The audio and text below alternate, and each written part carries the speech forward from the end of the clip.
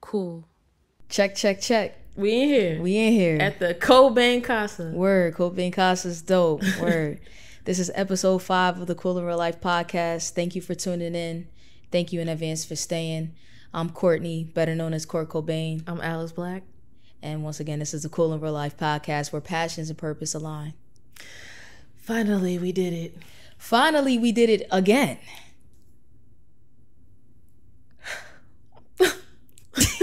Now we did it because we did do it. We doing it again. And again. Yes. Until we get it right. Yeah, man. Man, technology is wild, man. We had a really good first take, and come to find out, my camera wasn't even recording for some unknown error. But it's all good, man. I feel like we've been dealing with some like trials and tribulations for about 3 months now. Yeah. And honestly, we've overcome all of it. Mm-hmm. So yeah, man, episode 5, we in the crib with it. We're in Philly. Mm-hmm. And it feels good to kind of be home. It feels good to be home. Yeah, I bet. This was beautiful. This was your idea. It was. Back in 2023, when we were first working on this, you had the idea of like, yo, let's split it up. Mm-hmm. You'll come down to Richmond sometimes. I'll come up to Philly. Yeah, shoot it in your space. Yeah, you want to shoot in my space. Mm-hmm. So we here, man. Also, I do want to say that this is what I didn't say in the first take. Back in 2020, Brandon's friend Nick, not my Nick that you know, but Brandon's friend Nick, one of the homies that we gonna bring on later, hopefully. He had the idea. He was like, yo, your space is really dope. You should do something in your space. This was back in 2020. Wow. When I was at the old spot. So to be in this spot is like full circle kind of. And that's a beautiful thing. Yeah. Yeah, man. I knew. I just was like, all right, you can't come down here the whole time. Like, let's split it up. And I just felt like your space just fit the vibe of, what we're trying to bring to this. Word, man. It feels good to not have to take the train down to Richmond. I bet. Like, I love Richmond. It's cool. But the last time I was on that train for 6 hours, and you always running into some BS on that train. Everything is cool until we get to like DC. And then from DC to Richmond, that train be going like 10 miles an hour. And I don't know why. I don't know why, man. But like the train literally was going like 10 miles an hour for like hours. Mm-hmm. And I was just like, I don't know if I can do this. Yeah. Luckily, it was the last time I had to go down for a little while. Yeah. I was just like, yeah, this is a dub. Yeah, you'll hit me like, oh, I should be there in 30 minutes. I'll be like, okay, girl. It still say you about an hour away. That's crazy. So, yeah, man, it feels good to be home in the crib with it. We wanted cozy vibes. We wanted to sit on the couch and just chill and talk. Yep. You had the idea to pull out these microphones. I did. Like, I just saw us here on the space on your couch with like sweatsuits. It's a little too hot for that. So, you just got the top on, the top part of the hoodie. Yeah. And then I saw like the handheld mics. So everybody has the mics where, they're on the stand. Word. Everybody that's another expense we don't need, because then you got to get an XLR. You know what I mean? It's a lot. So I just felt like we just had more freedom, with the mics to like sit back and like really, just chill. Be cozy with it. Be cozy with it. Be chill with it. Mm-hmm. And, so once you gave me that idea that you wanted the handheld mics, I just went to work and I just started researching some good mics. So as you do, shout out Rode. Mm-hmm. This new mic is omnidirectional. So like you said, when you want to move around, you still get can pick up on the mic. Mm-hmm. So or the mic can still pick up on you. So yeah, man. Yeah. But anyways, last month for Silly's episode, we couldn't do What's Your Life Like. Yeah. So what's your life like? Me first. I know you want me to go first. You want me to go first? Mine's a short, so you might want to go second. All right, go ahead. All right. What's your life like? So, the month before that, Silly, as you all know, he had his exhibition at 1708 Gallery. And so you wanted me to go there the night of the opening on First Friday. Word. Just to get some footage of the space. And I was like, okay, I'll come outside the house. And ran into a situation where someone was there who, you know, I really didn't want to see. It's kind of triggering for me. And I almost had like a really bad panic attack there. So I told my friend, you know, hip hop was there. He saw me and he was like, you know, he saw the person.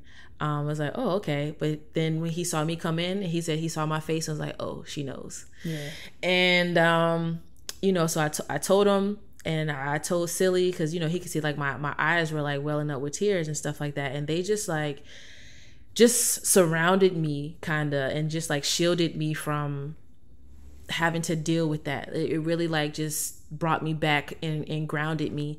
And, you know, it was like kind of like, you know, they were like in my, like, you know, just be here with it. It's okay. You know, we got you. Word. Calm down. And it wasn't anything that they like verbally said, like that they got me. It just, they showed it with their actions. They showed me how they just blocked me in and just let me stay in that little bubble until I was ready to come out and get footage. So I just wanted to give them a shout out just for stepping up and being, you know, my friends in that moment. I really needed it.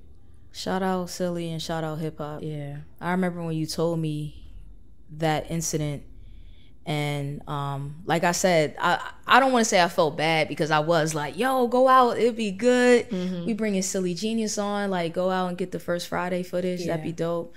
And then you told me what happened, and I'm like, dang, like, you know what I mean? But what? I was just thinking about your text, because I hear your voice when you type in all caps. What?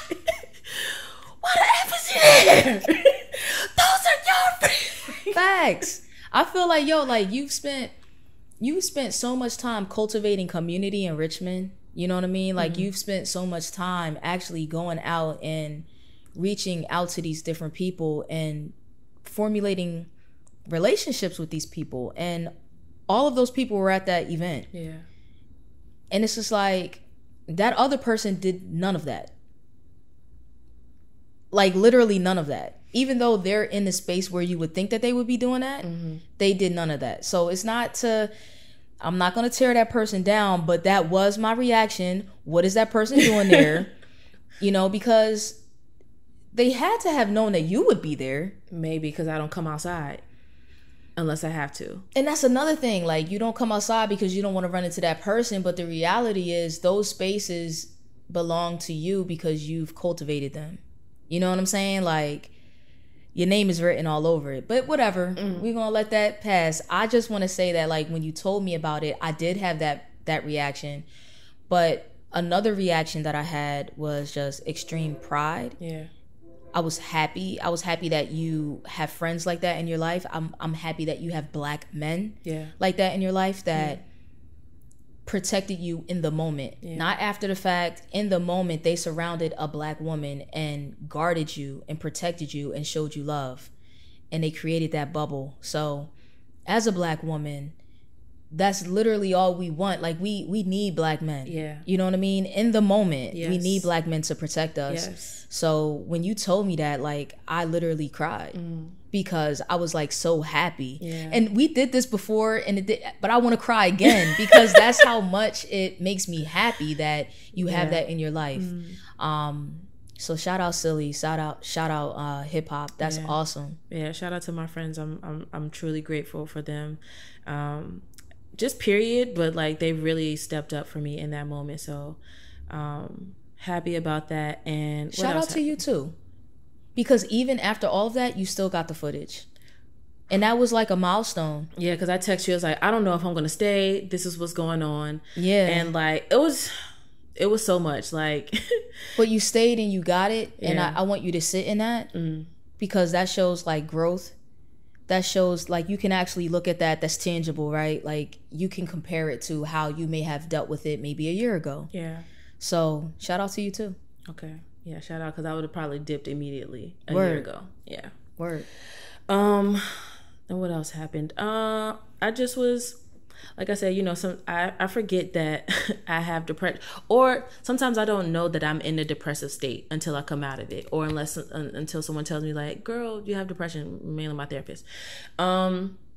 But yeah, I just have felt like the clouds have, you know, parted for me. I can see like the sun coming through, and just that feeling is coming back. Like Word. The desire, the ideas, like everything is just, you know, coming back to me. And, you know, I'm always grateful when I come on the other side of, you know, a depressive episode, because it's draining. You know what I mean? And like we've been speaking about this, like doing things because you have to versus the ideas freely flowing and you really want to. Right. You know what I'm saying? So yeah, that was another thing, just having the ideas coming, and like you brought to my attention, me being able to figure out like my role here with Cool in Real Life. And that was something that, you know, when I brought the idea to you, it was just a podcast element of it, but you expanded it and was like, yo, let's do a production company. And I was like, okay, like, you know, it'll be a way for us to, you know, flex our creative juices and grow.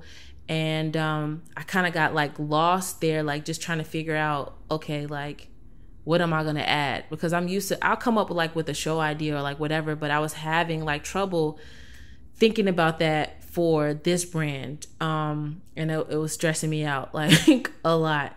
And then it just hit me one day, like, that's not how I'm meant to show up. Like, that's not what I'm the best at. Like, I'm the best at when you give me an idea, you say, hey, I want to do this, this, and that. All right, let me figure out how we can get it done. Give me some time to think. I'll go back, and that is what it is. And I'm grateful that you received that. You know what I mean? Yeah, man. I gotta readjust. You know, I got these 5-inch shorts on. We in the crib with it. Word. I'm sorry. Nah, you good. No, I'm just grateful that you know, we're receptive to, you know, me saying that, because I didn't want you to feel like this wasn't like a partnership. Like, you know what I mean? Like, yeah, how I wanted to show up wasn't equal footing, or, you know, things like that. So I'm just grateful that it went off when I told you. Mm-hmm. Yeah, man. And that's kind of like when you came to me like, yo, I know exactly how I need to show up. That's when I realized that for you, the clouds were parting and the sun was coming out. Because like I could see a complete difference in you. You were inspired, you were motivated more. Not that you weren't motivated before, but like I said before, I'm glad that the other way didn't work out. I'm glad that you didn't sit in not being authentically yourself. Yeah. Because that's not, as your friend, that's not what I would ever want for you. Yeah. Or from you, right? Like I always want the both of us to always show up authentically us. So it worked out for the best. Yeah. Yeah, man. And I don't know if I've said this like maybe in a previous episode. I hope I didn't. But I remember you telling me about how you can notice like a difference in me. Did I say that before? I don't know. Forgive me if I said it before, okay? Because my memory bad. But I remember like you telling me that I'm not the same me who you remember. And this is pre me, like my mental health just going to shreds. And I think that was the first time like that I realized my friends could tell, or like people can tell, you know what I mean? That I'm different now. Like I show up differently, like, and sometimes I can't hide it. Like I said, I don't always know when I'm, you know, in a funk or whatever. I'm kind of just even or like melancholy, like a little bit. And the fact that you recognize that, it made me sad a little bit. I was like, dang, like I'm not showing up, like, you know, people can notice the difference. So I'm glad that I can feel the difference, but you can also feel the difference too. Yeah, but also, you know, it's not about me. You know what I mean? And it's not about anybody else in your life. It's about you, 100%. So, you know, it's just for me to be supportive. Yeah. To notice it and just check in. You know what I mean? I notice it the moment you answer the phone. Like, I notice it. I don't always bring it to your attention, but I notice it. You know what I mean? And I think maybe other people notice it, just don't make a big deal out of it. Yeah. Because we realize that it's something that you're dealing with, right? Like, But I don't want you to feel sad that like, oh man, like other people notice it and I'm not showing up. You know, like I don't want you to think of it like that. I want you to just focus on showing up for yourself. Right. Yeah, man. Yeah. And the last thing was I got myself a little camera. Look at you over there like a proud sis. Yeah, man. Now, because, you know, people have been telling me, they've always said like, you know, you should take pictures and things like that. And I just didn't think that photography was like my strong suit. I just felt like I was more drawn to the videography, like, you know, side of things. Word. And so digital cameras, a little digicam, like that's what's in trend, and I hate being trendy. So but digicams are fire though. They are. It's just I didn't know that they were trendy until I went to that party, that 2000s throwback, and everyone had one. All of them had, and I was like, oh no, it's like records. This is the exactly, exactly. I love when we do that. Yeah, and so I picked this up just because it is a digital camera, but you can't see the pictures right away. Word. So it has like that, not film element, because a film camera is a film camera. That's what I'm really gonna like focus on next, is just getting the one that I already have cleaned up and actually use that. I just wanted to try my hand like on a smaller scale first. But that joint is like a little point and shoot. So I feel like the one that you have at home is not a point and shoot. Yeah, so it's not. It's a manual job. I feel like you get you a little point and shoot film joint, that you'll really be in your bag. Okay. Yeah, man. Yeah. So I'm you know, we'll see what comes. That does have a little film element to it, because we did look at samples. Yeah. And it does have like a little filter on it. It kind of does give off the film vibe. Yeah. Especially with you not being able to see it in the moment. That's the beauty of film, right? Like not being able to see it. So when you actually do see it, it's like, yeah, I worked for that. Right. I worked for that photo. Yeah. Yeah, man. So what's your life like? Man, my life is all right. My life is okay. Good.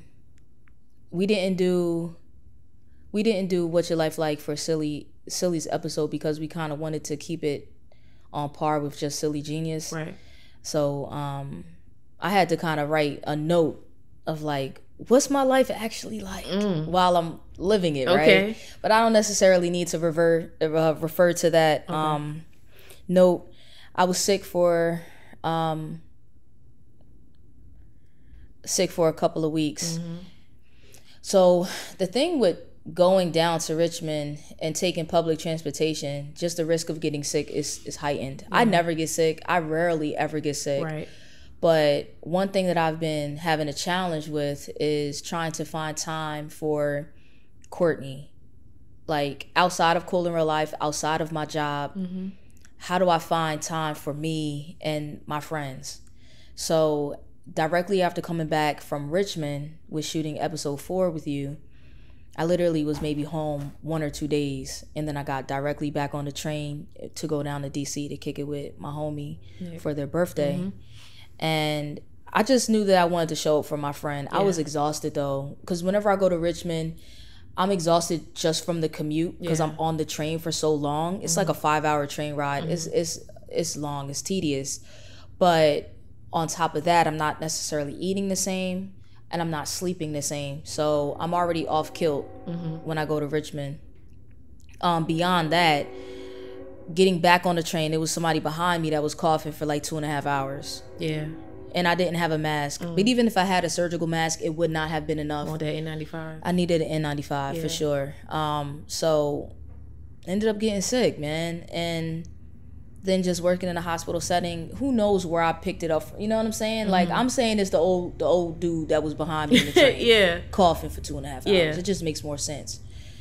So I started to feel ill in DC, and I'm not home. I can't normally I get right on it, and I protect my immune system, but I wasn't home, so I didn't have any of my remedies that I go to. So by the time I got home, it had already set in. And I just was not feeling well at all.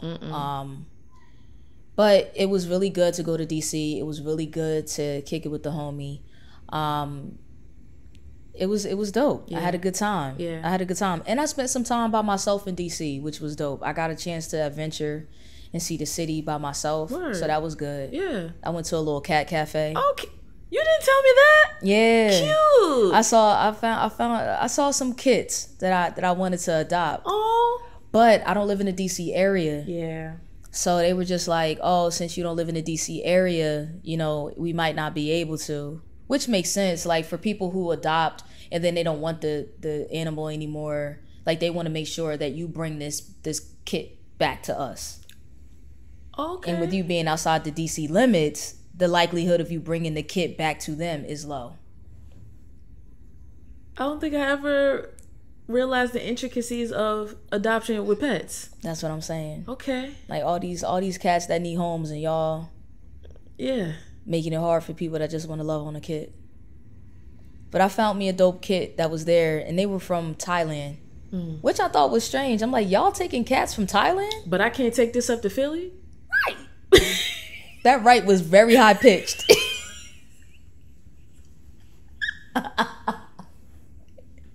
Look, my voice ain't come back all the way yet, man. My voice ain't come back all the way yet. But yeah, like I was just like, all these cats in DC that need homes. Yeah. They actually need to be on the streets in DC because DC got a lot of rats. Shout out DC, but DC got a lot of rats. I'm telling you, like we were out chilling, walking around, and the rats were galloping and fraternizing like squirrels. Come on, man. They not fraternizing. Fraternizing on people's lawns like squirrels. I thought it was a squirrel. Cause we did see some black squirrels, and I love black squirrels. Have you ever seen an all black squirrel? You don't like squirrels, but all black squirrels are amazing. But anyway, I digress. I was like, oh, it's another black squirrel? Nah, that's a whole rat. And then my homie saw another rat. No. They need to let the cats out. Get rid of the cat cafes and let the cats out and let them do their job because DC's rat problem is crazy. Wow. It's crazy. I felt like I was in New York. But anyways, I had a good time. Good. So that's number one. Just trying to find that balance. And I realized that, like, I don't know if I'm going to find that.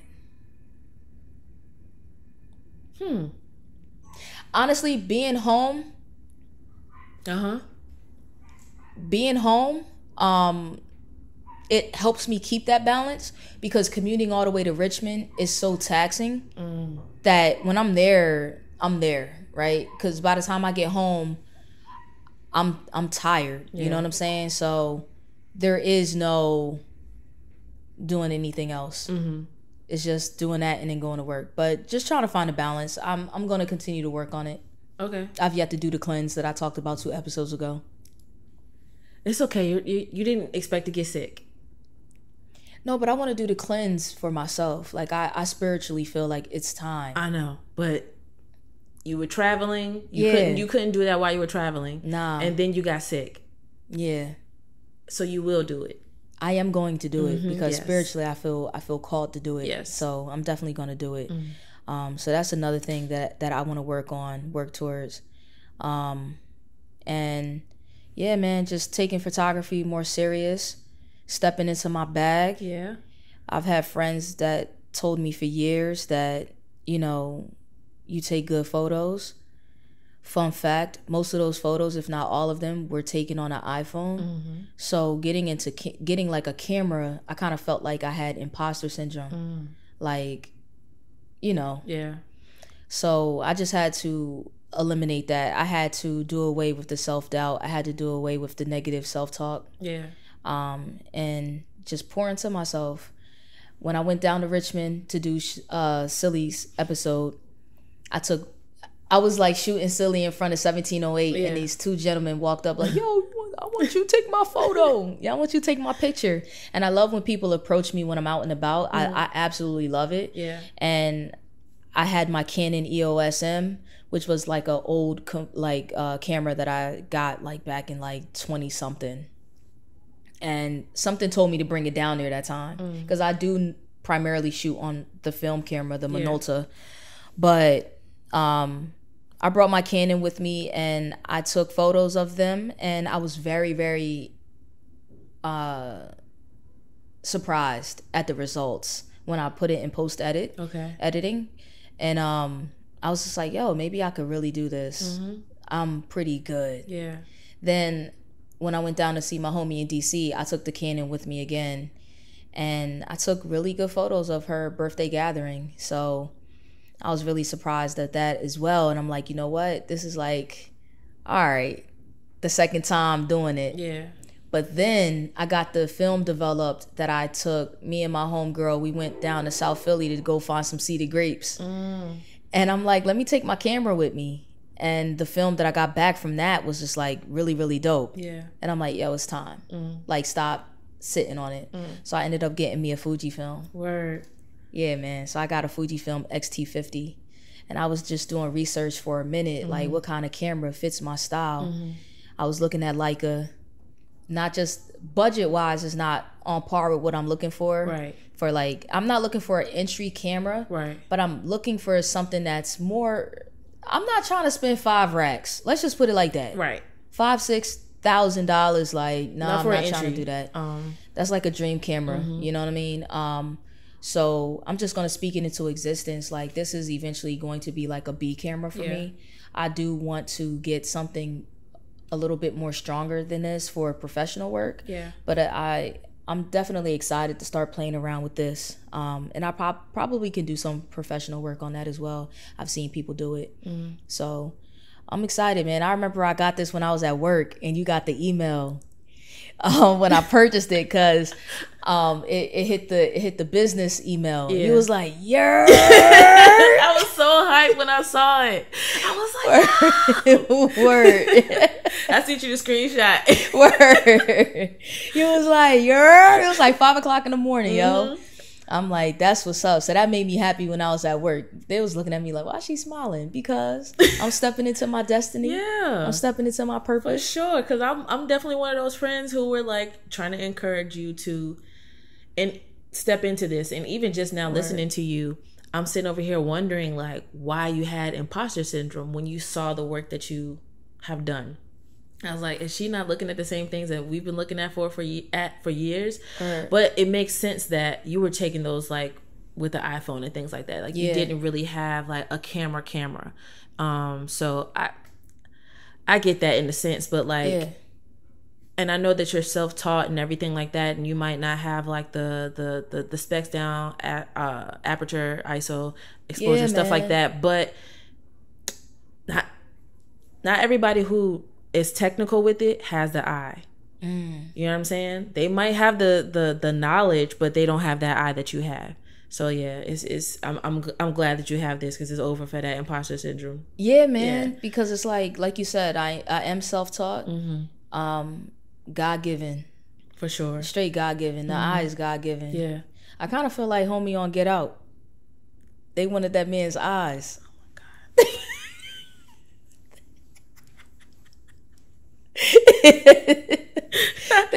they wanted homie's eyes, man, because he had the eye. Yeah. He had the eye. Homie had the technicalities down point, you know what I mean? Down packed. Yeah. But he didn't have the eye. So remember homie was blind. Like, oh man, the audacity, man. You blind. Right.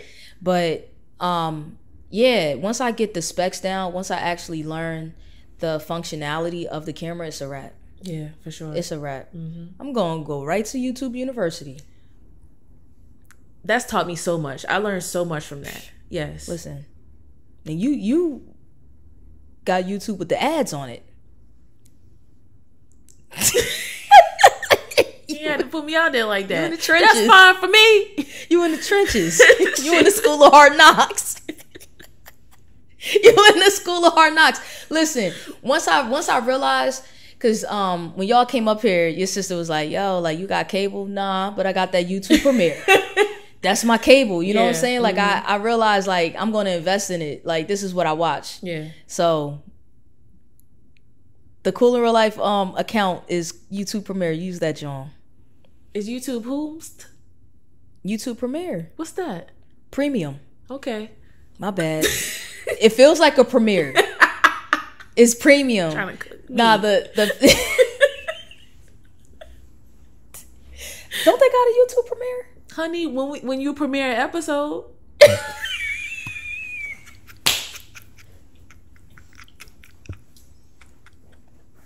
Facts. Yo, shout out to everybody who pulled up to the YouTube premiere, dog. Shout out. But nah, man, YouTube premium. The Cool in Real Life page is YouTube Premium. Yes. Use that joint, man. Okay. Because I don't use it. All use right. that joint. Okay. But nah, where was he at? Where were we at with the camera? Mm-hmm. And just taking videography a little bit more serious as well. Yeah. Last month we started working on our feature work with something to be proud about. That was an idea that I had like 100%, and you helped cultivate that. Yeah. I gave you the idea, like, yo, I want to do stuff outside of the podcast. I think that like I'm starting to feel a little bit more called to do things outside of this space. Yeah. And just take the arts up a notch. Right. You know what I mean? So the feature work is something that I'm super excited to start doing. So we've been sitting on some stuff, but eventually they'll come out. Like the feature work is phenomenal. Yeah, I can't wait. I said phenomenal a lot in the last episode. You definitely did. I said phenomenal at least like 20 times. I was like, this is her favorite word. For that episode it was. But what we sitting on is dope though. Yeah. You know what I mean? Yeah. So I'm excited to bring that to light. I'm excited to showcase that. I realize that there are a lot of cool people that I do want to engage with, but they're not necessarily episode worthy. Not saying that they're not worthy of coming on as an episode. Yeah. But I just think like featured work would just fit them and be tailored to them a little bit better. Yeah. So I'm just excited to do that. Yeah. That'll be a dope transition for us. And what else? Let me look at this note. Just make sure I don't leave my note. Video game streaming. Yeah. I would have left that John out. Yeah. So the video game episode 3, is by far my favorite episode that we've done. Yeah. And it was fun. It showed us in our authentic state. And one thing that we wanted to try to do is showcase more video games. We didn't have a chance to do that to the caliber that we wanted to. Right. We've been working, and I realized that it's very hard. I don't know how I was able to play video games for hours and hours and hours and hours and hours. Like, that's not a thing anymore. And I kind of felt pressured to like turn the game on and do the things that we said that we would do. And I don't want anything to feel like a task. Yeah. I don't want anything to be taxing on me or you, right? So just like the amount of time that we have, it's used for other things, and we just weren't able to get as much out as we wanted to or we planned to. So I don't know, man. Hopefully moving forward we can do that. I did come up with this idea of like a little video game segment outside of us like streaming live when we're doing online stuff. I wanted to do this little segment called Court Don't Be Beating Games. because you don't. I don't. I'm not even about to sit here and lie. Like, I be getting all the way to the end and I don't finish the campaign. I did that with Mafia 3. I did that with Ghost. I don't be beating games. You don't. So I'm like, yo, let's go on this journey to see if I could beat this game. And one game that I started to try to stream was God of War, the one that came out in like 2020, 2021 with the little boy. Yeah. And I tried to do it primarily through the PS5 while using the Rode mic for audio. Yeah. And it was just so tedious. So I hit you and I'm like, yo, I might have to take this John up a notch. So I went out and I invested in a capture card. So yeah, man, I'm gonna try again. Yeah. And I'm gonna use the capture card this time. See what happens with that. See where that goes. Yeah. The people just got to give us a little grace. Like, just please understand that a lot of the ideas that we have them in real time. You know what I mean? So not saying that they're on the fly. Like, they might be, but like we have to have time to test things out. You know what I mean? Try to put it in action and then just figure out how we're gonna be able to operate. So I know that we said last time, we wanted to do video games and we've tried. It's just sometimes you gotta take an L to know how to do it correctly going forward. Yeah, man, like how we were streaming live and your voice wasn't, and you couldn't hear me, right? So like, you know, things like that we're not gonna know unless we do it and put it out and then realize, okay, I gotta change a setting, you know what I mean, in mine. So yeah, man, yeah. So we'll do that. And I realized that when I was streaming, I did Dead by Daylight. I did Dead by Daylight. I wish you were on the mic watching it, because you'd be like, you'd be so scared. But I hadn't played that game in over a year, so I was like that. Okay. On live. Now, when you do it, it's funny. Yo, that killer jumped out. I was like, look at him with the perm. Put me down, fam. Put me down. He had me on the shoulders, put me right on the meat hook. So, yeah, man. I realized that I thought that the PlayStation headset that I had, I thought that I had it like hardwired into the controller. Yeah. Come to find out, the mic that was picking up was the controller, not the headset. Yeah. The headset, I realized that you can't really hardwire it. You know what I mean? You have to use the Bluetooth component. So those are the things that like you said, like we realize it, and then we just have to like come back and fix it. Right. So yeah, man, we're gonna come back strong. But I really do want to incorporate video games a little bit more. Just because like it's just been such a big influence on our lives. For sure. Yeah, man. So I'm excited to do that. Word. And then the book club. Last thing, the book club. We still going strong. This month of July, we're reading The Spook Who Sat by the Door by Sam Greenlee. And yeah, man, shout out the book club. I had the members vote on what book they wanted to read. This book actually didn't win.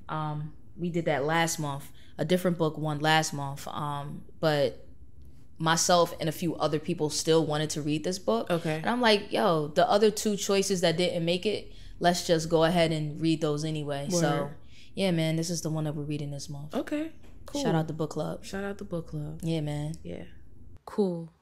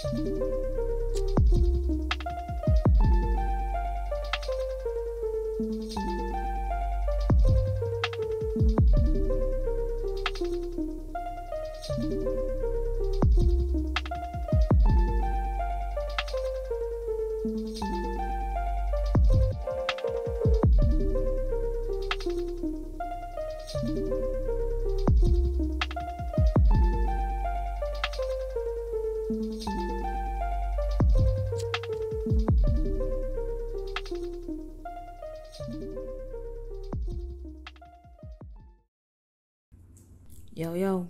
Yeah, we back. We back, man. We had to take a little break, a little intermission. Little intermission. That's the beauty of being in the crib, man. Yeah, but then also, remember, I was like, this is the first episode where we'll be interjecting it, but I was like, yo, we got to get back to that cinematic element, you know, that we talked about in the beginning. So how can we do that? And it's just a matter of being intentional about what we're shooting. So the B-roll can co-align with what we're talking about in the episode. Yeah, man, because on episode 3, we talking about video games, but we in the record store digging. Exactly. That was wild. And in episode 2, we couldn't even do nothing because we was talking about mental health. And there were actual ways to showcase cinematics. Yeah. It's just that we weren't thinking on that. That's what I was saying. Y'all got to give us a little time. These ideas come on the fly. But I don't think people are like coming at us. I think that people still love what we're putting out, and we've been getting a gang of support. Yeah. So I think that that's us. That's really us. You know what I mean? Like that's 100% us. Because I was like, man, maybe we should have did the video game episode in the crib, and we can just get footage of us playing video games, and then do what we thought about what we could have did with that after the fact. Crazy. At that point, it's too late. You just gotta move. You gotta go with what you got. But yeah, man, this is episode 5. Mm-hmm. Episode 5. This episode, we're gonna be talking about music. One of our favorite things, more than video games. Yeah, man. Mm-hmm. That music really, I feel like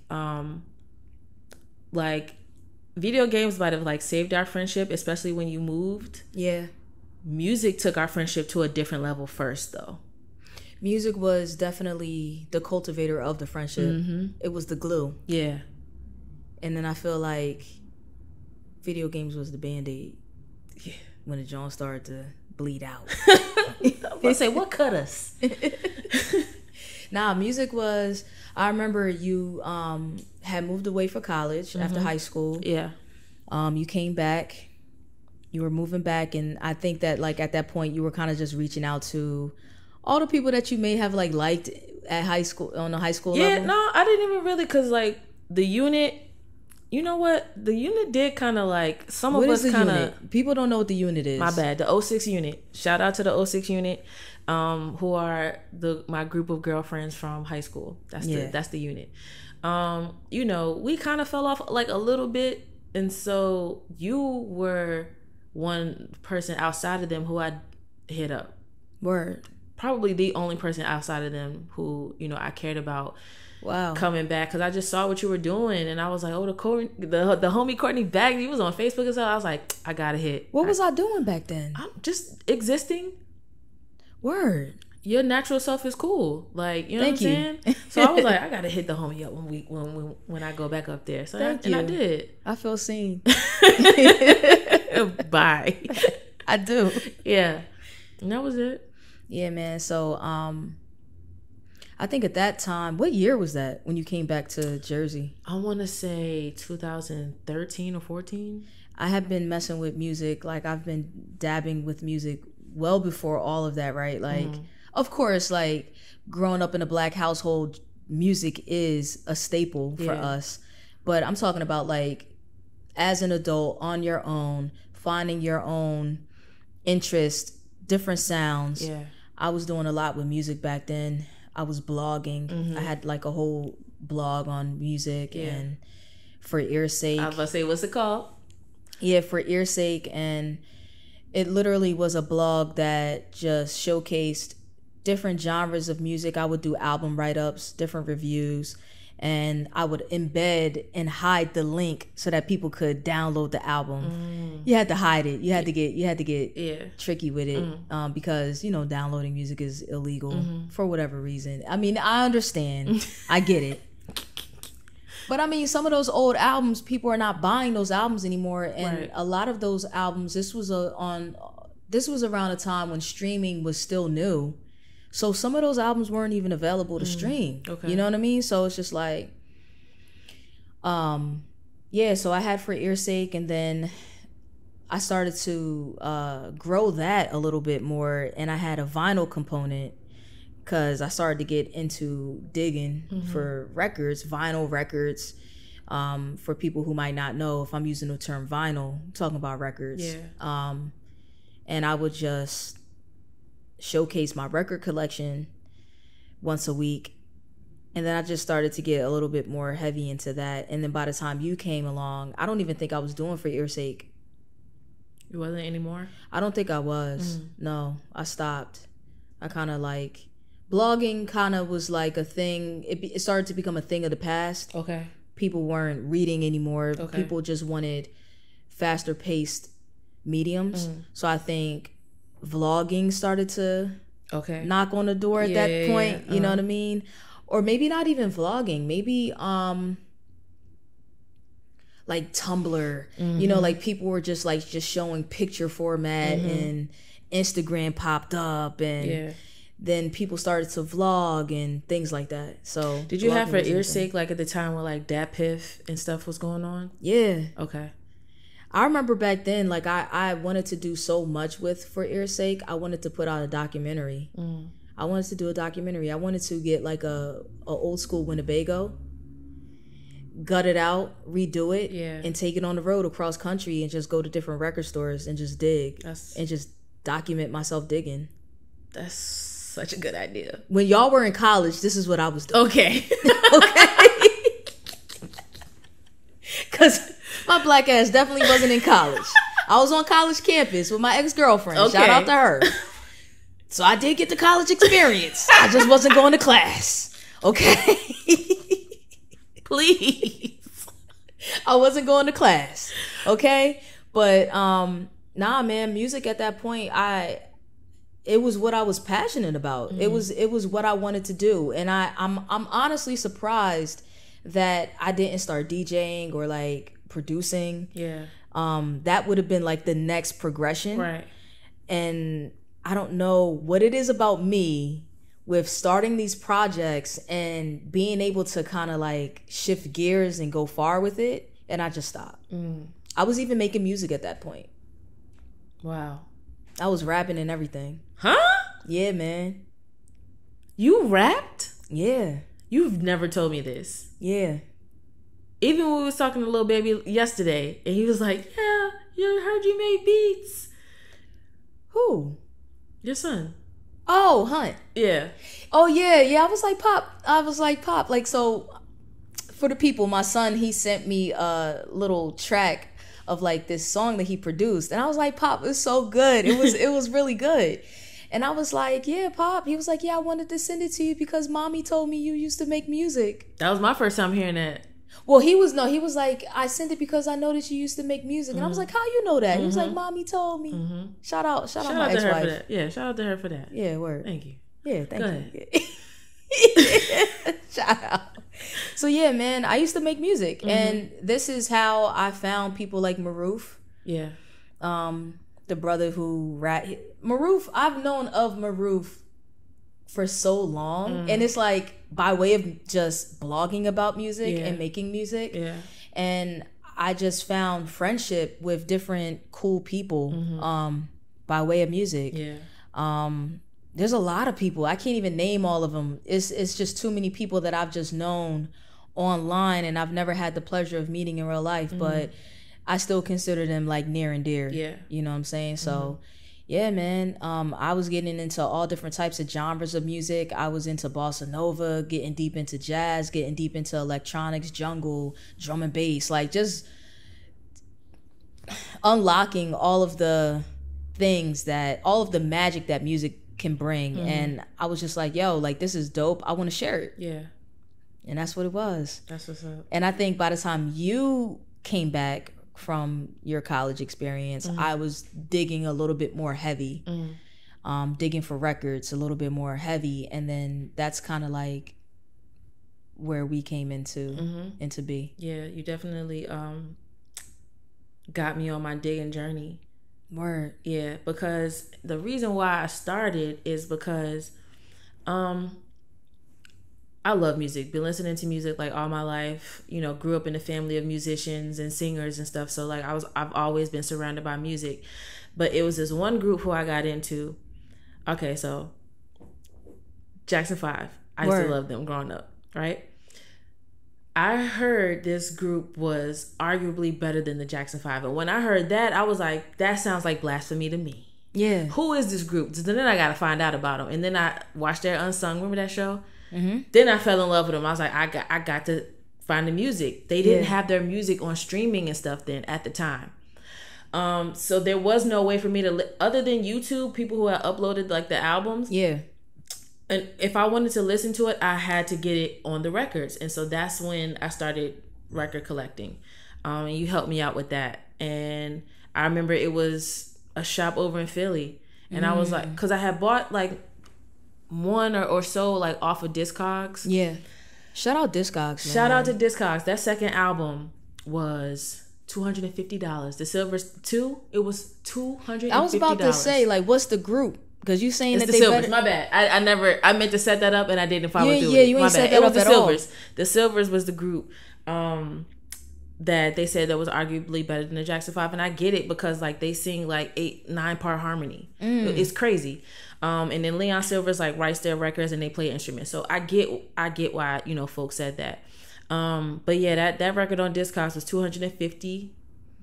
That's a lot. I found it. I had to keep watching it. Came down to 60, scooped it up. Then the rest of them I saw were actually, I looked at the shops and I was like, well, these are actually like in Philly. So we were in South Jersey at the time. It's nothing but a ride across the bridge. That's when we first went to Milk Crate. Word. Yeah. And I had been going to Milk Crate. Mm-hmm. And the homie, I forget his name, but he was a DJ. The homie who used to work at Milk Crate. Yeah.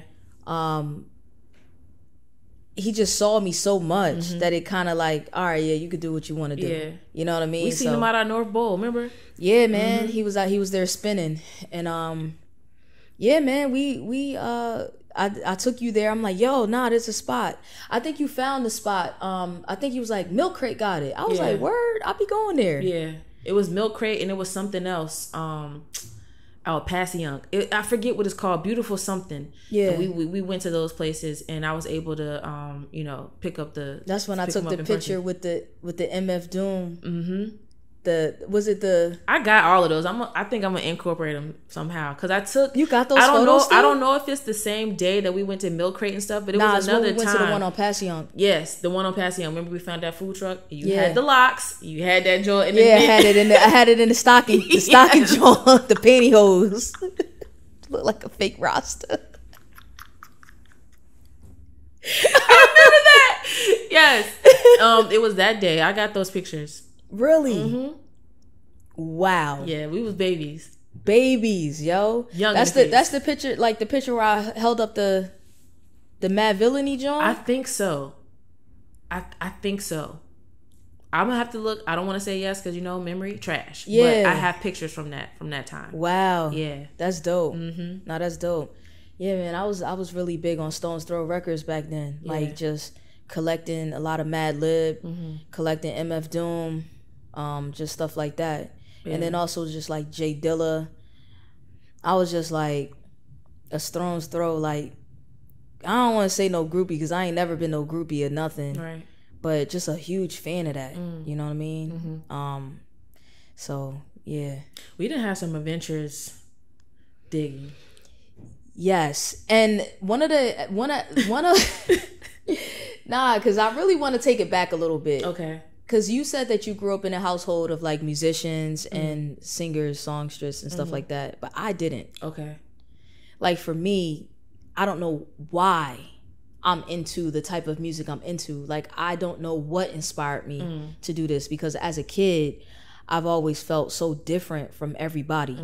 You know what I mean? Like I grew up in a household that was like heavily influenced on gospel, and I've never liked the gospel. Still to this day, I don't really care for gospel music. Yeah. I think that I can appreciate it, right? Like I appreciate gospel as much as I appreciate the blues and stuff like that, but it's not like a go-to thing. Like it's not like I be hearing people riding to work blasting the gospel. That's never gonna be a me. You know what I mean? Like, and I remember back in the day, I was into techno at like the age of like 7. And I ain't never hear nobody in my house listen to techno. Yeah.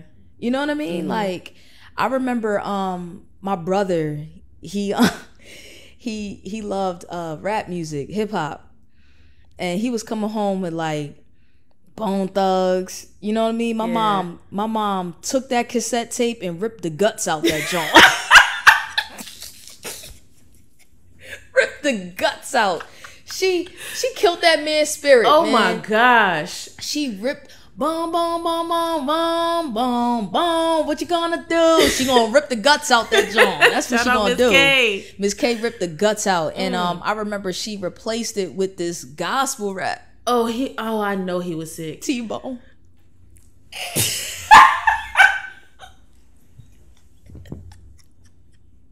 They're replacing Bone Thugs with T-Bone. Come on, man.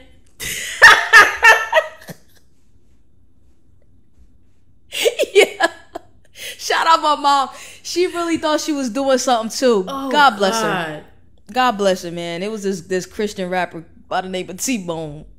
And my brother tried it, but I'm like, yo, that joint whack. Yeah. You know me being a baby of the family, like, yo, that joint whack. Mom got your Bone Thugs. Trash. So like you know, just growing up in prime time, like this is early 90s, like hip hop is all around us and like we're inspired by that, but like I'm also inspired by jazz, and it's like my mom was listening to smooth jazz. To this day, I do not rock with smooth jazz, and I hate when they be remixing John. Dang! Stop oh my remixing. God! Don't do that with the saxophone. that dang sax. Trying to do rock the boat 𝗀𝗂𝗯𝗀𝗧𝗃 on the sax.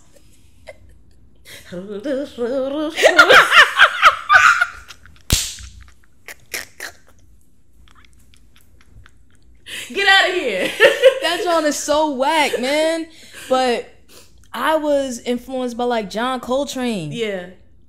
And this was way back then, and I don't know why. I think there were like some one-off times that I would go to my grandmom's house and like she would be listening to Sade, she would be listening to John Coltrane, like she would be listening to like a marriage of like different things. I think it's called Makita. Nah, that joint, like that joint had black people in a chokehold in the 90s. For sure.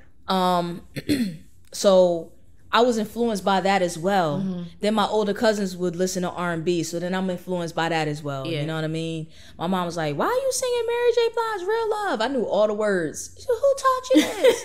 My cousin Precious. Look at you. Snitching. Not snitching, because it's like that's what she was listening to. She listening to all of the things. And then she teaching us. So, but then why was I into techno? I have no idea. Yeah, that's a little... Hey man, it spoke to you. And that's why I'm into like instrumentals now. That's why I'm into electronic music now, you know, things like that. So I did kind of want to run it back and see like, even though you grew up in a household of musicians and stuff, what inspired you to actually be deep into music the way that you are? Because we have siblings that are not that deep into music, not like we are. Well, my sister did put me on to like a lot of music, so I was the only kid in the 3rd grade singing all about the Benjamins. Like, y'all stop singing, I'm keep going because I know all the words, because she wore that tape out, you know what I mean? Word stuff like that. So like her, and I remember she had like this huge like CD collection. I used to like sneak and listen to her stuff. I remember her little boom box that she had. So having an older sister, she did put me on a lot. But like, I think my mom, like I said, when we grew up, we listened to a lot of gospel. It was primarily gospel in the house. Like, I'm so glad that phase of black person is gone, because it's like, yo, like, I hope they gone. I don't even know, because I don't... Much love to them, but like the whole thing, like the secular thing, it's like, yo, like black music is magical. Like, and your parents are probably like mine. Like, your mom might be like how my parents were. They got rid of their record collections talking about something that's of the world. I don't know. I had an aunt like that. That's how I came up on... Remember yesterday we were record digging, and I was like, I might have a second Thriller. I was like, my aunt, she didn't want to listen to secular music no more. I went right to that basement and took everything that I wanted. So I got OG copies of a lot of stuff. Yeah, man. A lot of black people, when they were going back into the church or going to the church, they got rid of a lot of gems. Yeah. Talking about they don't want to be of the world. And that's why all them record stores probably got all of our people's stuff, man. For sure. Yeah, so my mom, I mean, I enjoyed it back then. Cause, you know, I didn't know. Yeah, I didn't know. I don't like it now. Just like you. It's so, dang, we ain't out the struggle yet. Like, you know what I mean? It's the same old formula, it feels like. It don't have no, I don't know. It don't have no, like, heart behind it. I just feel like we... No disrespect, please don't get mad at me, y'all people who like listen to gospel. Like, and I know it could be like transformative and really like inspirational and lift you out of things when it's a good one. Yeah.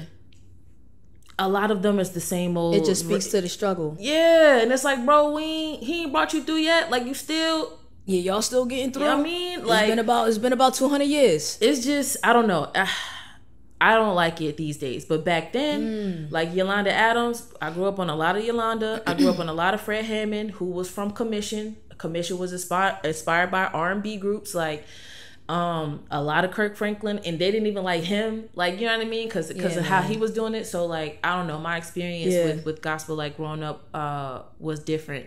But she also, like, my mom listened to a lot of different music, and I remember like not really hip hop and R&B, of course, but then I was hearing other things. I was like, I kind of like this, but it was for white people. You know what I mean? And I remember when my mom like gave me the permission to like whatever I liked. Word. She's like, can't nobody tell you what you like. If you like that, you can listen to it. Like, it's okay. I used to listen to this back when I was a little girl. Like, yeah. And so she put that battery in my back to just like, it's okay for me to like different genres. I distinctly remember like that. And also my aunt, shout out Aunt Susie. Yeah. I remember being at her house in Philly. Oh, that was such a good day. That was such a good weekend. I don't know why I stayed with her, but we were there at her house. I remember we ordered pizza. She let me watch Eddie Murphy Raw for the first time. Shout out your aunt. I love her, yo. And then what else happened? Oh, she told me about Leonard Skinner. I remember when she found out like I listened to like different genres of music, she was like, okay, but do you know this? And she put it on, and it was fire. It was so good. I'm trying to Freebird. Amazing song. And I had never heard it before. And then she was like, Randy, who's this? That's her son. He came out, he's like, oh, that's Leonard Skinner. Leonard Skinner is like an all-white rock group from the South. Yeah. I don't know nothing about that. You know what I mean? But like my aunt from Philly is the one who put me onto that. So like that just put another battery in my back, and it's kind of like been a wrap since. But I think that I listen to music like differently because if it's a good harmony, because I'm used to like picking out harmonies in different songs and different stuff like that. Like I approach it a little differently. And then too, I was thinking about this. Sometimes your story is what like draws me in. Yeah. I think I started listening to the Eagles, who was my favorite band, just because I saw their documentary. It's a lot of groups who I've gotten into because I watched it. Remember VH1 used to have Behind the Music? Yeah. I watched a lot of that, and that caused me to go over and like get interested in the actual songs now. Word. So just like stuff like that. I think people's stories really gets me into music as well. Yeah, man, I don't really dig that deep into people's stories all the time unless I really, really like the person. Yeah. And even then, I don't. Yeah. I feel you. I don't. Like, it's like, I don't even know what my friends do. Okay. Let alone some singer. Like, if you tell me, if one of my friends like, yo, what does Alex do for a living?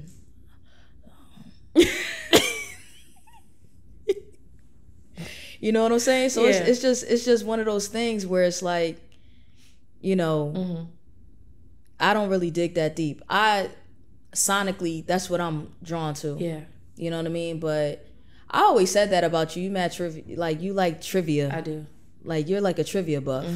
You know what I mean? And also I think this speaks to me like in storytelling like a lot. And so if I'm listening to something and I'm hearing like I remember listening to This American Life. Was it This American Life? I don't know. No, it might not have been that. It was something on NPR. Yeah. And they were interviewing Pusha T. It was Franny Kelly and Ali Shaheed Muhammad. They had a show. And Pusha T was on there talking about his album.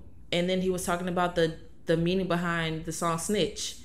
When he told that story about how he had a homeboy who was like, sorry nigga, I'm trying to come home. And that's when he came up with, I got to go listen to this right now. Like, it's stuff like that, you know what I mean, that causes me to get into a lot of music. I remember hearing that too. Wait, you're saying that's what got you into Pusha T? No, that's not what got me into Pusha T. That's what made me want to go listen to that album.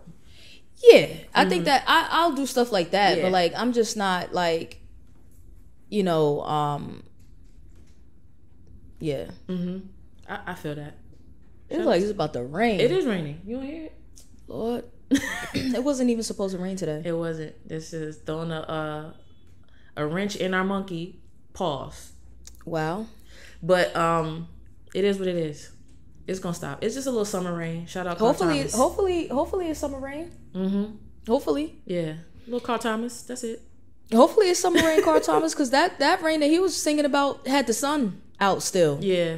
It was raining with the sun out. This is raining with the dark clouds. I don't know. I don't think Carl got nothing to do with this. But nah, man. So let's fast forward. Adventures. Now you're back in the Philadelphia area. Yeah. College is over. I still haven't gone to college. I'm still doing my thing, figuring life out. But I know that music is something that drives me. Yeah. And Now, you actually did a lot of digging for the Silvers. Mm-hmm. Do you have like their entire discography now? Yes. That's fire. And the solos. Wow. Yeah. Okay. Because like that's one part about like it's one thing to dig for records, and it's another thing to have like something that you're looking for. Mm-hmm. That makes it fun. Yes. Because I think everyone that gets into record digging, they have this like phase of like they just coming home with everything. Mm-hmm. Oh, I remember this. Mm-hmm. Oh, I remember seeing Chaka Khan and Rufus. Yeah. So now you digging in the dollar bin thinking that you picking up gems, and you just finding a bunch of scratch stuff. Because you don't know what's in the dollar bin for a reason. Yeah. Mm-hmm. Facts. Yeah. But then it gets to the point where it's like you're digging with intention. Yeah. And were we looking for silvers when we went to the punk rock flea market? Were you digging for the silvers then? I don't think I was digging for the silvers then. No. That's when you learned how to dig. Because I remember we went to the punk rock flea market, and I was like, you was like, this the price. I'm like, no, it ain't. I saw you was haggling with that man. And then I remember you turning around, you was like, he don't know what he got. Okay. He didn't. Yeah. He didn't. So I remember like telling you like, yo, the price that you see doesn't necessarily have to be the price that you pay. Mm-hmm. You know what I mean? Like sometimes if you get X amount of records, you could walk away with a nice little deal. And a lot of people who are selling records don't necessarily know what they have, because some people might be selling like a family member's collection. They just go in there to, get stuff off. Yeah. But the punk rock flea market was a really dope experience. It was. We walked away with some gems. Mm-hmm. And then we ended up going to I think I went to North Bowl by myself. I think I went to that record event by myself. You did. Mm-hmm. And I ended up meeting somebody who was based out of South Jersey. Mm-hmm. And he had a Discogs. Mm-hmm. All right, so let me give them the background story. I go to this record event out of a bowling alley called North Bowl here in Philadelphia. And they had like a slew of different vendors. And every vendor had like a different style of like collection. Yeah. You know what I mean? And I think this particular person, he had like oddities, like cool soundtracks. He also had some hip hop. So I did buy some stuff from him at that event. And then I got his information. I realized that, me, I'm like a social butterfly. So I just spark up a conversation. Yeah. And I realized that he's from like not too far from where I'm at. Mm-hmm. And no, at the time I was living in Philly. He's not too far from where my mom is at. And I'm like, word, I'm gonna hit you up on Discogs. You know what I'm saying? So we ended up, I don't know how we ended up like following each other on social media. I think the homie still follows me. I see his name pop up every once in a while, like once a year type time. Okay. But at that time, he was more locked in. We were more locked in with each other. And I remember you had came back. I'm like, yo, I know some dude who got like a dope collection. And he let me dig. So I don't know how I ended up at this man's house digging for records. By yourself? Yes, very dangerous. I don't know how this happened, but okay. We ended up being mad cool. And he was like, yo, I got the whole MF Doom discography. Like, I can burn it for you on CD. This was when CDs was still a thing. Mm-hmm. I could burn it for you. Come through. I'm like, all right, bet. I'm going to come through. I came through. And luckily, he wasn't a serial killer or like a freaking human trafficker. Yes. So that I could be sitting on his couch today talking to you and all of y'all. But he was legit. Because I don't think I knew this. He was legit. This was very dangerous. Looking back on it now that, I'm older. Because you got me in the mix. Yeah. So I end up at this man's house just for the records. I was skeptical. You know what I'm saying? I was still in the car with it. He like, yo, you want to dig? I'm like... Not your head turned. Mine did too, but for a different reason. Because you got into... I can't. Go ahead. I was like, what you mean? He was like, yo, my whole collection is right here. That sound like some... It sound like, I can't believe you did this. Me either. I'm still alive, thankfully. But you know what? My discernment is like God tier. You know what I'm saying? Like, I'm clairvoyant in that way. So if I ever feel off on anything, I know that it's not right. So I did not feel off at all, and it was right. I'm telling you, my discernment is God tier. Okay.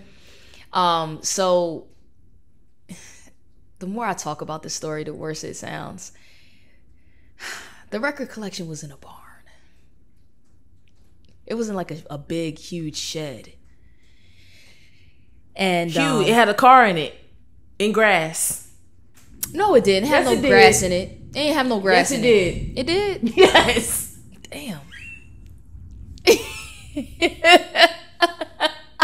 It was like they built the barn around the Oh, okay. So I'm like, so in this shed is like a full like setup though. Yeah, it's crazy. Like a store. Yeah. Mm-hmm. It's a full setup of records, and I'm like, yo, like, because I was asking him, I'm like, yo, where do you set up at? Because he was a vendor. He was like, we normally go to Berlin Mart. I was about to say, yeah. Woo. But I was living in Philly at the time. I'm not really trying to do Berlin Mart. Mm-hmm. You know what I'm saying? Mm-hmm. So he was like, yo, you could dig here. You know, I got the whole setup here. You know, I'm probably not going to go to Berlin Mart for a little while. Like, you could dig here. I'm like, bet. So I started digging, and I'm like, yo, this is legit. It was sketchy, but it's legit. So then I remember once I realized that you was like getting serious into digging, I was telling you like, yo, I stumbled upon a gold mine. And I was like, yo, he got everything. Homie had everything. He did. He had all types of hip hop. He had all types of sound. Like, he had everything, man. So then I got you in the mix. I don't think I knew like I was pulling up to a barn like that. I remember you telling me like he was a vendor. He sells at the Berlin Mart. Yeah. So, you know, I was like, all right, cool. I didn't know we was. But when you saw that barn, what was your reaction? Okay, when I saw it and when the doors opened I could see in there, I'm like, okay, this is a lot of stuff. I'm still a little skeptical because it's just me and you. I'm riding off the strength of you because you done already dealt with this man before. Yeah. I was a little shaky still, but I still went up in there just like she did. A whole horror movie. We could have been on meat hooks. Whole horror movie. They could have. Dead by Daylight. Us. Yeah. Claudette.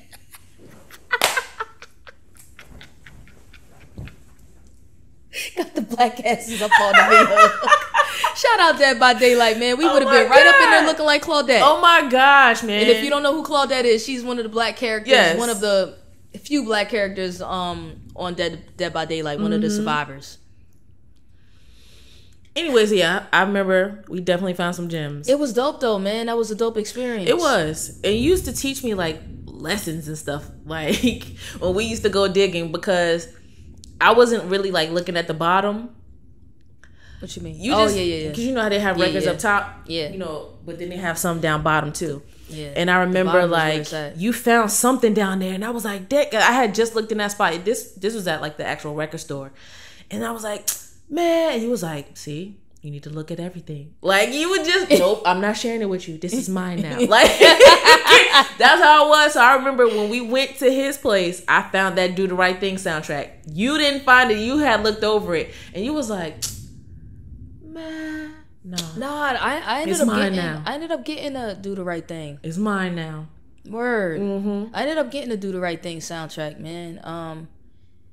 But yeah, like, we went on some adventures, but it was short lived. I feel like because you moved. That's a fact. We went on adventures with a lot of things.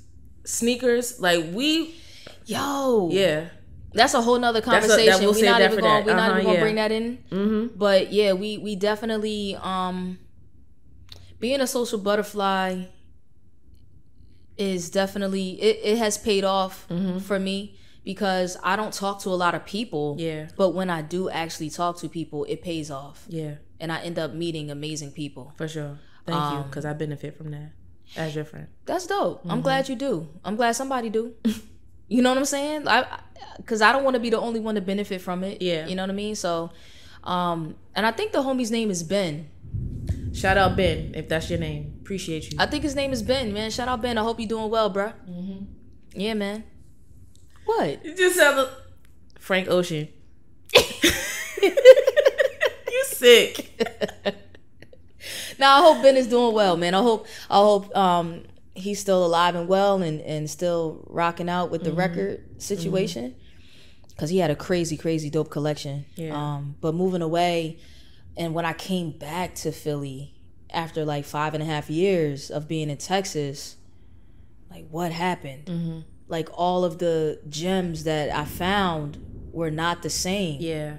It was like, what? That, and it's becoming so commercialized now. Yeah, man. Like we were doing it at a time where it wasn't the cool thing yet. Vinyl is the cool thing now. All of the things, like when I said in the beginning, like if we on trend on accident. Like all of the things that we are into is the cool thing now. Film, cameras, vinyl. It's a lot of stuff like that. So comics. Yeah. Everything. And so sneakers. We gonna save that for that. I know, man. But man, it's just, it almost kind of like takes me out of it a little bit because I'm not used to seeing like records like in a Best Buy or like a Urban Outfitters or just like places where it's like you wasn't doing this. And before. I found some dope stuff in Urban Outfitters though. Mm-hmm. I found like a dope Quasimodo joint. Mm-hmm. Like they'll have like the newer records, you know, and different things like that. And it kind of like, I don't know. I like that though. I do enjoy a new record because sometimes some of the record stores, man, they gotta get on. They gotta. Yeah. The one record store in Richmond is fire. Planet 9. Planet 9, yeah. I love that record store because you could find some old finds, you could dig for old stuff, but you could also find new releases. Yeah. And it's just like, my vinyl really does weigh a ton. Mm-hmm. You know what I mean? Like, my vinyl weighs a ton. Yeah. And it's like, I have a bunch of old releases. At one point, I had nothing new. And it's just like, I want to get new stuff. Yeah. I love the limited edition, like, colored vinyl. Yeah, like, we're not purists. Like I was telling you, like, there's some people who, like, don't like I love the colored vinyl. Me too. Yeah. I love it. Yeah. It's fire. Mm-hmm. You know what I mean? Like, I don't care what... Purists are always weird to me. Yeah. You know what I mean? Because, like, come on. Go have a seat, That'd be fire. Especially if they do it right. Fire. Yeah. I think I must... Yeah. Fire, man. Mm-hmm. So, you know, like, a lot of these record stores around here, it's all vintage. You know what I mean? Like, and it's just like, if you want to find new pressings, you have to order online. But it's like, I want to dig for that stuff too. Yeah. So now it's just like, I don't dig anymore. And also, I just kind of ran out of space. Yeah. This thunder is crazy. It's actually raining. Yeah. Wow. This is wild. Well, y'all, you know, just bear with us. Word. We didn't know it wasn't supposed to be like this. It wasn't. Yeah. It wasn't. But yeah, man, I think that now if so we looking over at the homie Dana, she trying to get this wide angle in. Yeah, we gonna talk about it. It's dead. So the battery died. Mm-hmm. Word. Yeah. It's all good. It's all good. Back. Yeah, man. So go ahead. What was I saying? You don't even know. I don't know, man. I'm just, where I'm at now is just like, I want to find newer releases. And I also am trying to be cognizant of the fact that I don't have space to house all of these records. Yeah. And I think moving from my first apartment to here, my vinyl does weigh a ton. Yeah. It's heavy. And it's not fun transporting all that stuff. So just trying to just be mindful now. Like, I've kind of scaled all the way back. I can't... Yesterday is the first time that I purchased a record in a long time. Yeah, man. Yeah, I gotta chill. Because my record player don't even work right now. So I'm buying, but I can't listen. But I'm buying I'm gonna get either it fixed or a new one. But I'm buying it because I still want to have it though. But do you need a record player to buy records?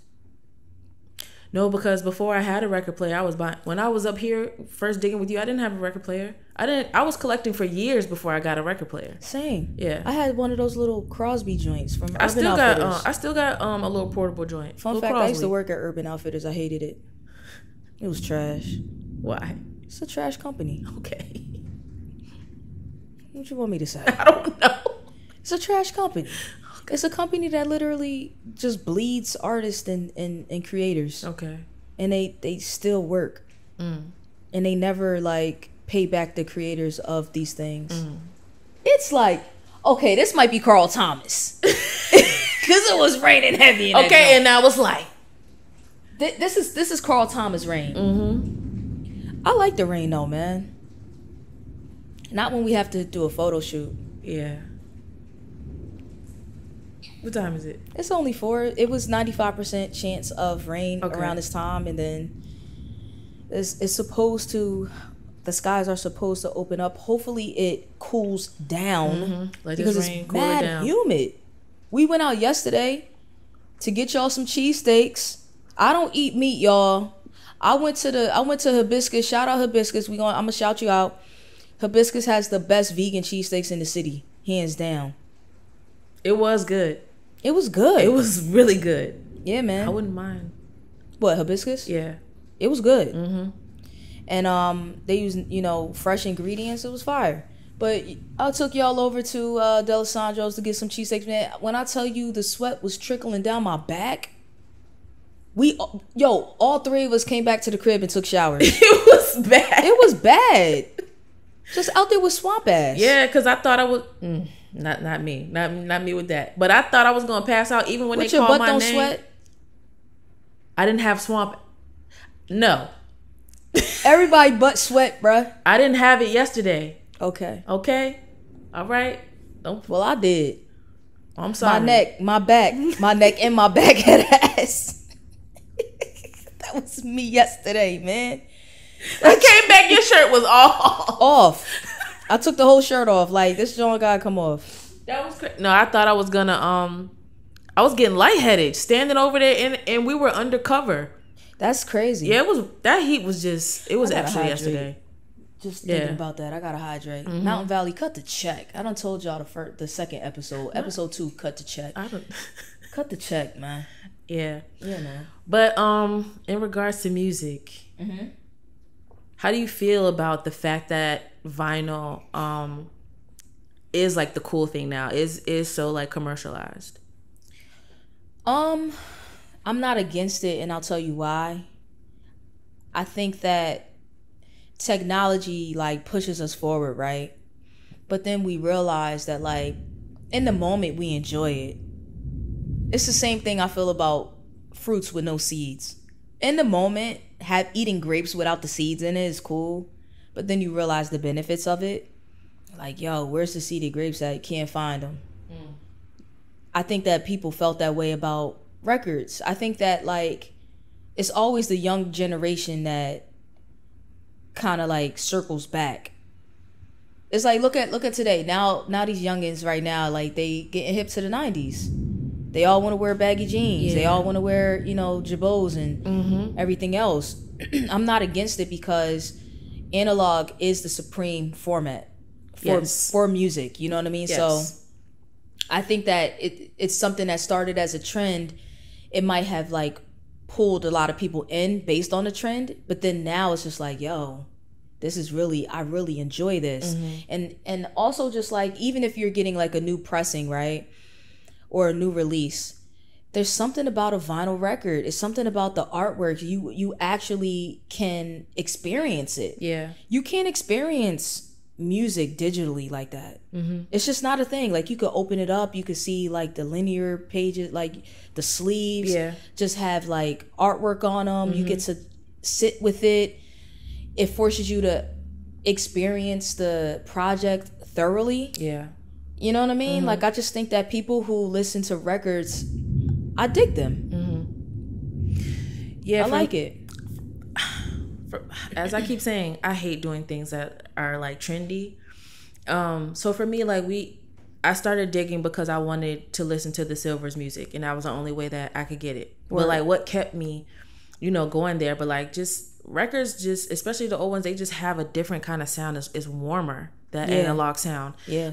And I don't mind the snap, crackle, pops. Rice Krispie, my joints, you know what I mean? I don't mind it. It just it adds character to me. Yeah, that's cool. That's cool for certain things. But like sometimes I don't want the snap, crackle, pop. No, not on the new record, right? But on the old record, I know what's gonna come with that. Like it's time, you know what I mean? So on the old record, I don't mind the snap, crackle, pops. That just adds character. On the new ones, I don't expect I don't expect that on new ones. But yeah, just having that element to it. And I was the type of kid who, like, when I got CDs, I'm reading that booklet. Just like I read instructions now. Yeah. I'm reading every single credit. I'm reading, like, the little thank yous that they had in there. I'm looking at the pictures. Like, I did that. So, like, with vinyl, I did the same thing. I'm looking at the liner notes and, like, seeing what they really had to say. It's just something about having tangible things. Yeah, yeah. But even CDs is a thing of the past. And they might make a resurgence, just like cassettes. Cassettes is coming back. I like cassettes. Mm-hmm. I like what people are doing with cassettes. Yeah. You know what I mean? Especially all of the artists on Bandcamp. Mm-hmm. I love that. Yeah. But I still feel like vinyl records is the supreme format. Oh yeah, for sure. With experiencing the art. Mm-hmm. You know what I mean? Because I feel like it's the most tangible way to experience music. You know what I mean? Like, what's your whole indifference on trends though? Because like my thing is this, right?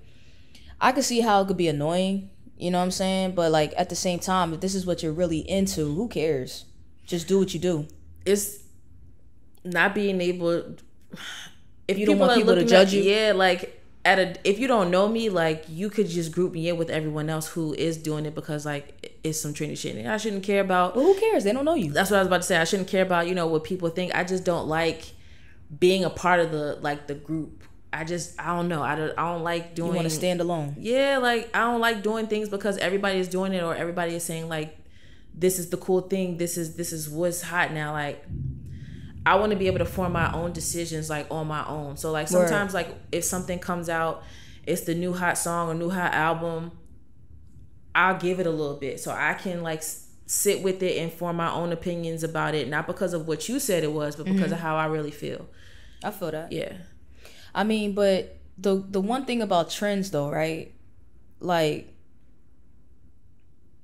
they don't last long. Mm-hmm. Trends never last long. But what can come out of a trend is like a whole slew of new music lovers. Yeah. You know what I'm saying? Yeah. A whole slew of new sneaker lovers. A whole slew of new comic book lovers. Mm-hmm. Like it introduces people to these long lost formats. Yeah.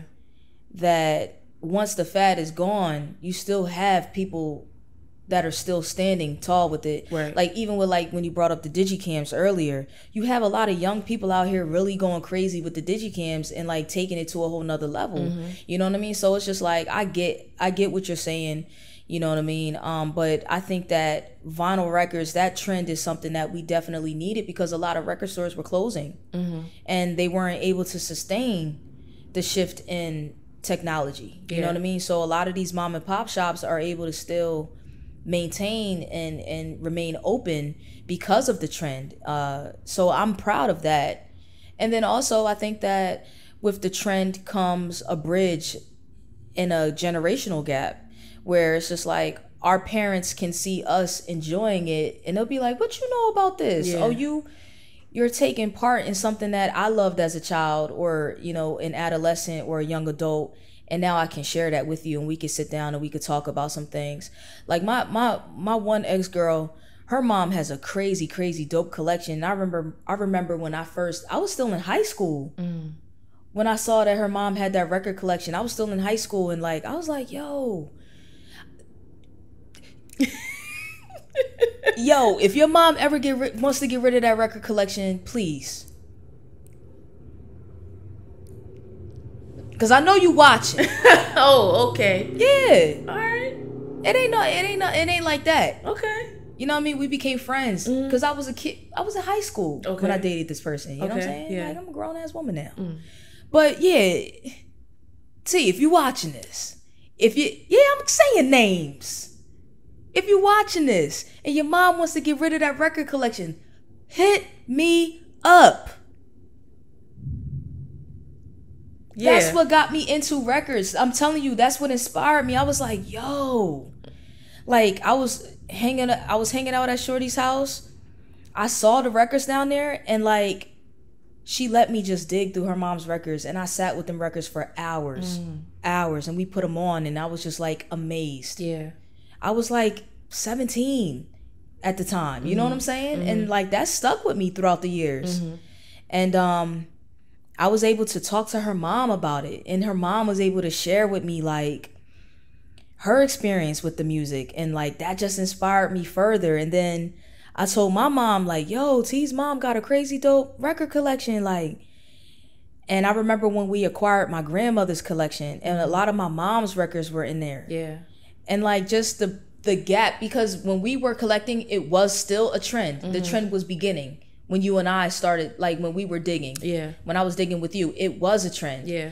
Maybe not as trendy now, or maybe not as trendy as like 2015, right? But it still was a trend. But all I'm saying is there's beautiful things that can come out of that. Yeah. I just need people to relax a little bit, because I know like... Why? Because capitalism, right? So because... records are the cool thing now. I remember like a couple years ago when Adele came out with that last album, they messed up the whole vinyl industry. Like, what you mean? Not the whole industry. Let me not say that. But you know, my homeboy worked at Plan 9 at the time, so it was Plan 9 or Planet 9? Plan. Oh, I was calling that John Planet. That's why I tried to come behind you and say Plan, but you know, I was trying to let you. Shout out Plan 9. I'm sorry. Planet 9 is a cool name though. Yeah. But no, her company like ordered all of these vinyl that didn't nobody want. So then because the manufacturers are spending all of their time and resources like making all of these Adele albums that don't nobody want, the other ones couldn't get made. So stuff was on like back order and backlog. Wow. Because she had lock on the whole joint. And so that's what I'm talking about. I didn't know about that. Yeah. That's crazy. So we had to wait on stuff because these goddamn Adele records. See? I'm just saying, like. But is that the trend, or is that these record labels trying to capitalize on the trend? And they played themselves. Because it's trendy, yeah. Yeah, but they capitalized on it, meaning they got greedy. The record label got greedy, and they put a lock on, no, we're gonna just like flood the gate. We're gonna flood the market with all of these daggone Adele albums that don't nobody want. I remember when Adele first came out, I was locked in on her music. I don't listen to Adele no more though. Okay. Her early work is fire. It is. 19? Yeah, fire. Yeah. I don't listen to her now. 19 and 25. It's really good. I don't listen to her. I wouldn't know. Okay. I feel like you probably, what is the last one? 30? You probably ain't listen to that. I don't know nothing about it. I don't know what number she on. Well, the first two was fire. 19 and what? 20, 22? One of them. I don't know. Jesus. Wouldn't know. All right, man. But flooding the market and putting a stronghold on the market is crazy. But yeah, man. But also like digging for records inspired me to want to go to different places. Like and I'm so surprised that I haven't gone here yet, but I really want to go to Chicago. Because of Dusty Groove. Yeah. You know what I mean? Like that is a record store that kept me locked in. And we gotta go to Chicago. I don't know what we gotta go out there for. I don't know who we gonna go out there to sit down with. We can just go for us. I've went before. It was a good time. Yeah, man. I really want to go to Chicago. So I mean, I get what you mean with the trend, but I'm glad that that's a trend. I can say that. Okay. Before the trend, it was purists, man. Like, it was purists that was digging for records. You know what I mean? Producers, you know, like things like that. And like I said, they could not maintain and sustain the market. They couldn't keep a lot of them stores open. Yeah. So that's why I'm saying I'm glad that there's a trend. It's the same way I feel about books. I'm glad that owning physical books is now a trend. I'm glad that it became a trend because you gotta think. Remember when all those damn tablets came out, man? Yeah. Like people wanted to do ebooks. Yeah. And that closed down a lot of bookstores. We need tangible books. Yeah, let it be a trend forever. Yeah. Let it trend forever. Yeah, I can see the benefit, you know, of it. But yeah, I just don't like. For me, I just don't like being associated. I don't give a damn what y'all think. Okay. You don't know me. I really do this. I'm true to this, not new to this, man. That's true. You know what I'm saying? Like, so I'm a rock with the trend. I'm a ride it. You know what I mean? I'm a ride. Pause. I'm a ride the trend. It's crazy. All I got to do is look at you now. Somebody's name is Trend. You gonna rob me? You gotta be stopped. I got a coworker named Trend. Trend, not Trend. Right. Shout out Trend. She mad cool. I got it. Hey, man. This going crazy. But nah. So let's talk about you now in Virginia. You left Jersey again. I'm in Dallas. You're back in Richmond. Yeah. And you still have this love for music. You still have this love for records. Yeah. And it causes you to create a whole project around it. Let's talk about it. Music heals. Yeah, man. Yeah, so one of the biggest reasons that I did start Music Heals was because it was 2016 and a lot of police brutality was going on at that time. And I had to do something about it. I was like, you know, these people don't see the humanity in us. Wow. You know what I mean? So I wanted to create something where you see us as humans. And then I had another homeboy, 𝗀𝗶𝗸𝗧, shout out 𝗀𝗂𝗯𝗀𝗏. He's an artist. He was working with like a label, and they actually, a white guy, of course. They actually told him, yeah, you know, your people, you need to get piercings and tattoos because that's why your people like listen to the music. And it's like, bro, we got experiences to music just like everybody else does. Wow. So I was like, oh, I have to do this. So I came out with a show called Music Heals, and it was also my aunt. Shout out to aunts, man. I was staying with her at the time, and I was listening to 𝗀𝗏, 𝗀𝗏𝗧𝗏 Spirit album. That's a really, really good album. It's a really, really good album. Really good. I'm playing that in my room, and she come by, and she was like, girl, this album got me through my freshman year of college. And I was like, there's probably a lot of people out there who got stories like that. So then my wheels start turning, you know, and I was like, I need to create something where people can talk about their experiences to music. Yeah. And we're sitting down and we talk about music, and she was like, and I was like, music heals. And she was like, oh, that's it. I felt the anointing when you said that. Wow. Whenever the black aunties tell you they feel the anointing, man, you got to go with it. I said, that's it then. If you felt the anointing, linked up with Knox. Shout out to you know, the good homie, and he just helped me build the idea out. And I created a list. He helped me, you know, get the people who I couldn't reach out to myself, who were kind of like, you know, above my pay grade. He reached out to those people. I remember we sat in Brewers Cafe all day and worked that idea out. And the owner came up to us and was like, man, what y'all doing?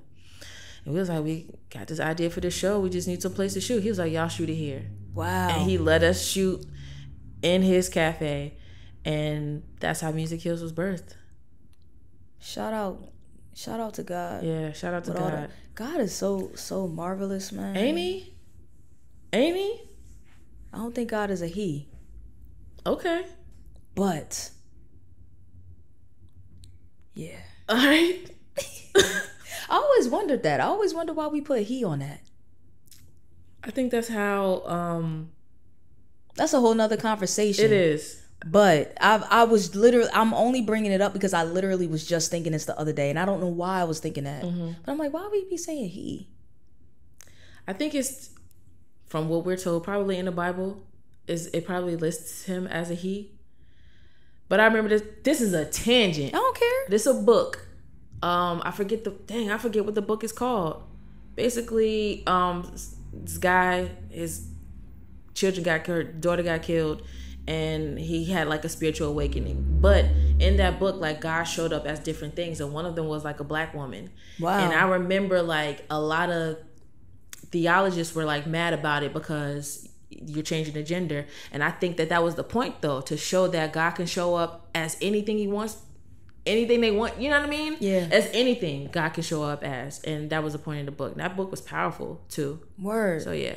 I hope we find out what that book is. The Shack. The Shack. Mm-hmm. Word. I'm reading that book in class and I'm supposed to be paying attention. Boo hoo crying. I had to shut that down. I was like, oh, Wow. Yeah, that was a powerful book. Yeah, man. Mm-hmm. That was a good tangent right there. My bad.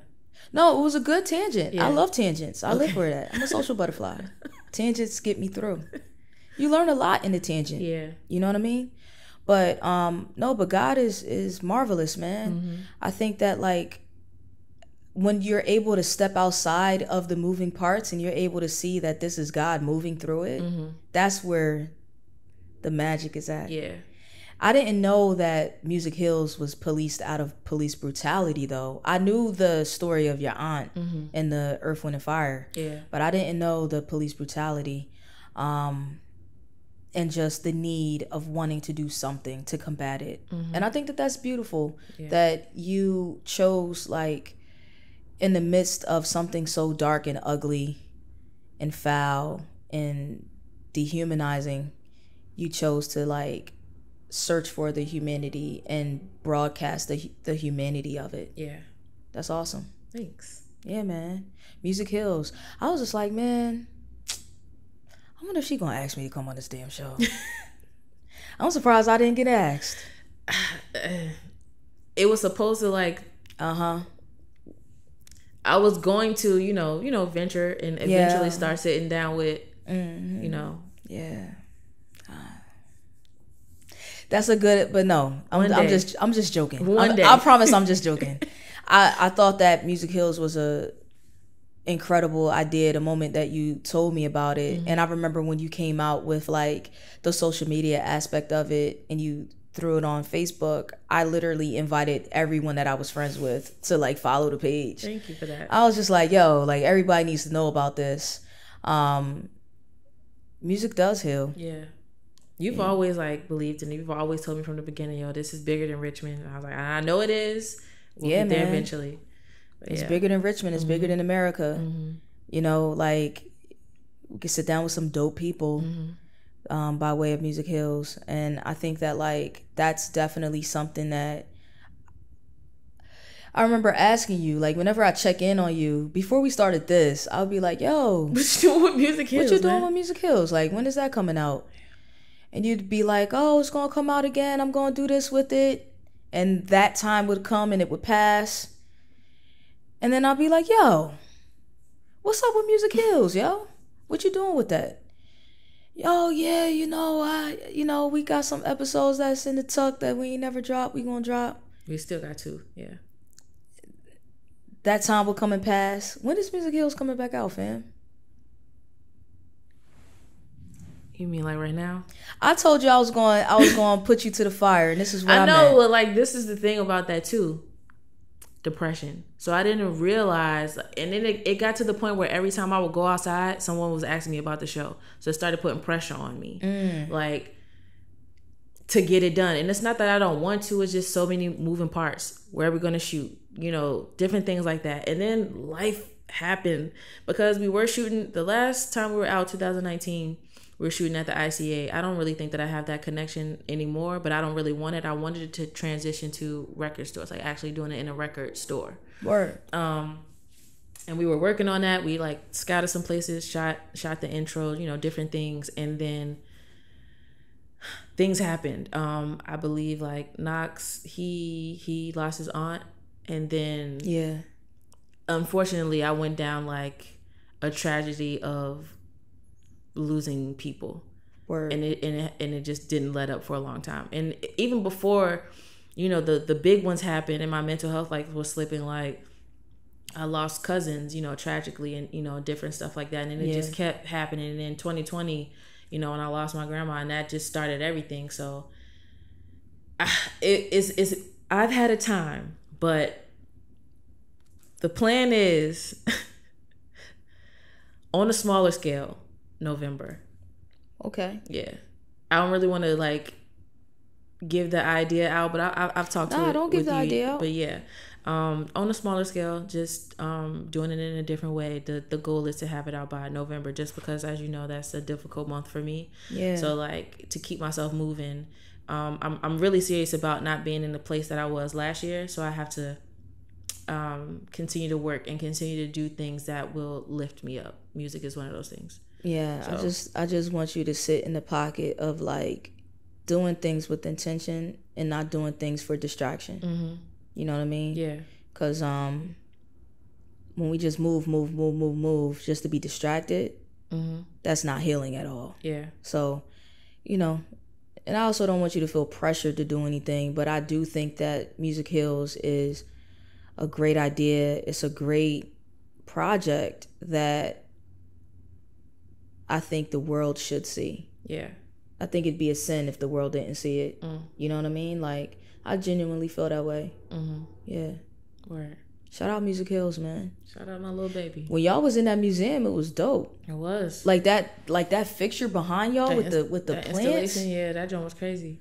That was an installation, so that's not something that's standing there still. I don't know. I haven't been in that since we last recorded. Word. But it was an installation. That installation was fire. Mm-hmm. Like, yeah, nah, like y'all really doing it. That's fire. Yeah, man. And I'm like, I know so many musicians, so many producers. Like, your favorite producer type. Mm-hmm. You know what I mean? Like, yo, Music Heals is bigger than Richmond. That's why I was telling you that. Mm-hmm. I'm like, yo, say the word. Yeah. And I got you. Say the word. Yeah. But I guess people might feel that way about like when you have these cool ideas and they end, right? And it's just like, are things meant to continue? Yeah. You know what I'm saying? Mm-hmm. Like, are we meant to just continue to do things? Mm-hmm. What made you, so do you still feel like you want to share music with people? Is that still something that you're passionate about? Yeah. In this pit, and that's why it's like, when I pivot to the direction I'm about to take it, I don't know how powerful or transformative that might be. I might have to like switch the whole, way I was doing things up and just focus on doing stuff in that mode. Yeah. But it's still, storytelling is still my favorite thing. So it's still people who I want to sit down with, still people in the city who I've promised years.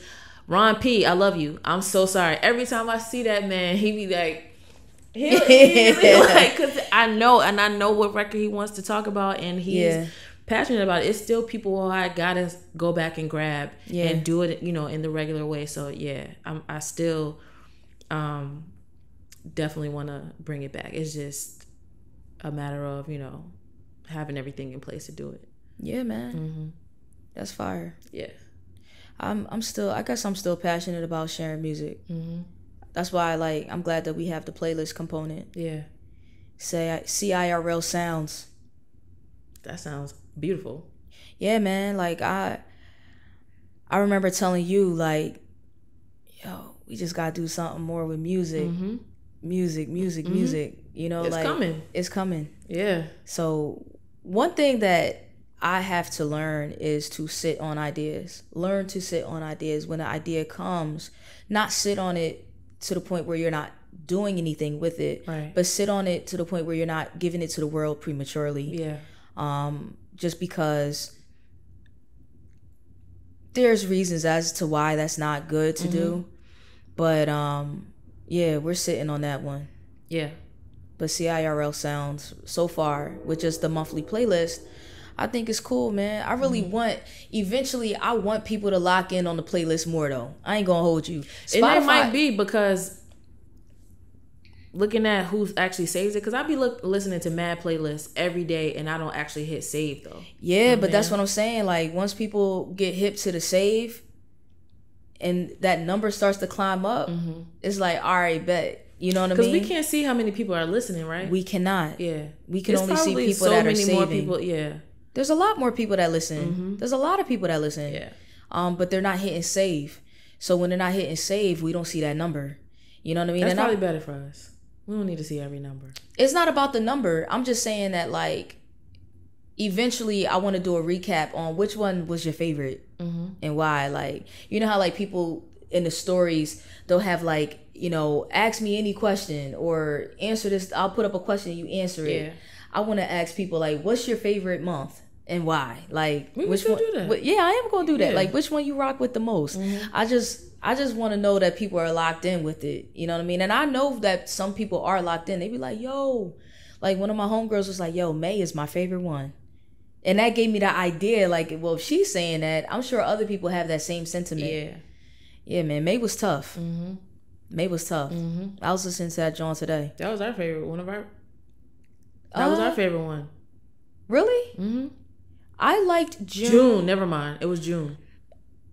Nah, I think May was my favorite though. But I liked the idea around June because I put music on there for my pop. You know what I mean? Like it was more it was more sentimental, but May is probably my favorite one. That John just go. Yeah, I think. What month up? Which one? April was the shortest one. I'm like, yo. Which one did Silly do? He did July. Okay, because we're currently in July. Yeah, June was my favorite. Yeah. Yeah, June was tough. So, I don't know, man. I'm just happy that we were able to sit down, talk about music. Yeah. Talk about something that we love so much. And look, the sun is back out. The sun is back out. We got a photo shoot to do in a couple of hours. So I'm glad that, not even a couple of hours, in like an hour and 15 minutes or so. So I'm glad that the sun came back out. It's just going to be wet outside. We'll deal with it. I ain't sitting on no fixtures. No. Okay. No. Have swamp ass but for real. But nah, man, this was cool. These are topics that I want to double back on. We have to. So much.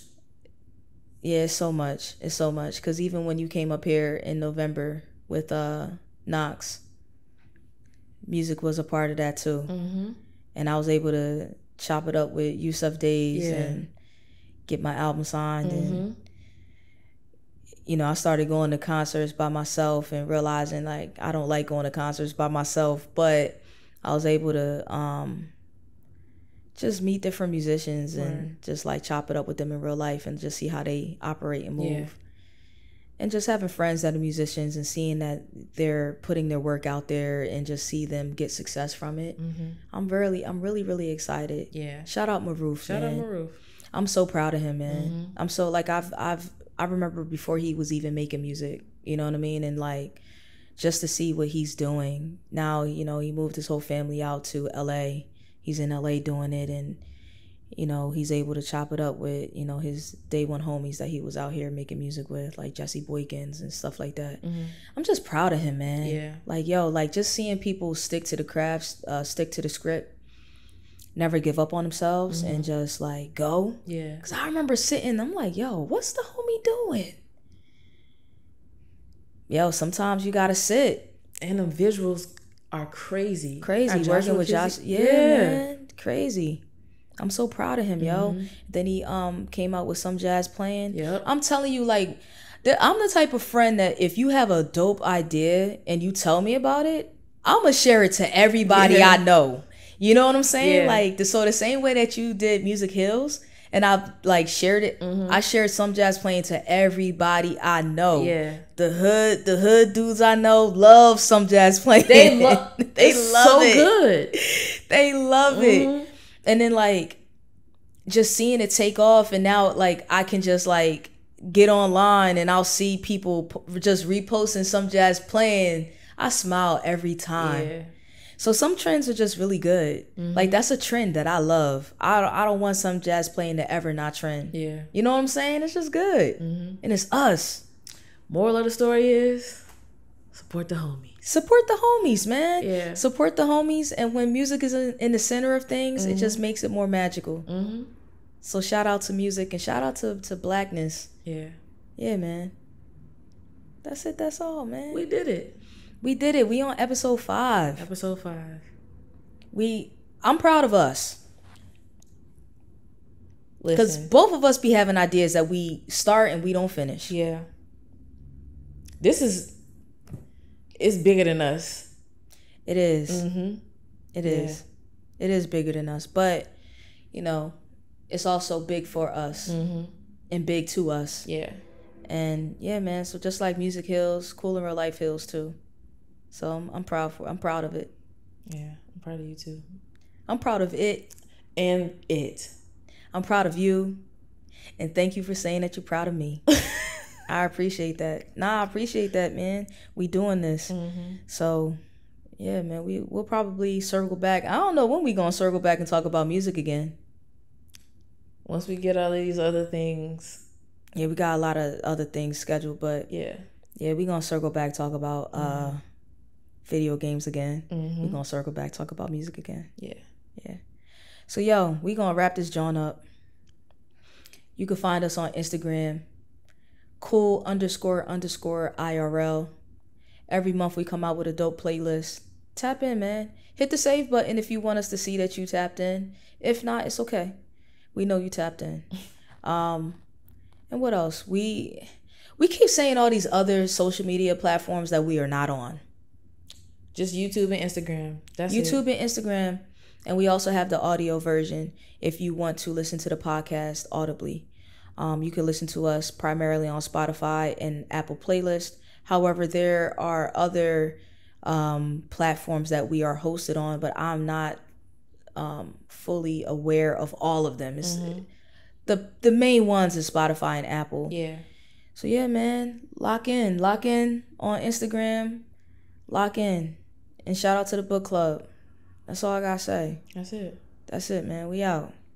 Well, this has been the Cool in Real Life podcast, where passions and purpose align. And thank you for tuning in, and thank you again for staying. We out.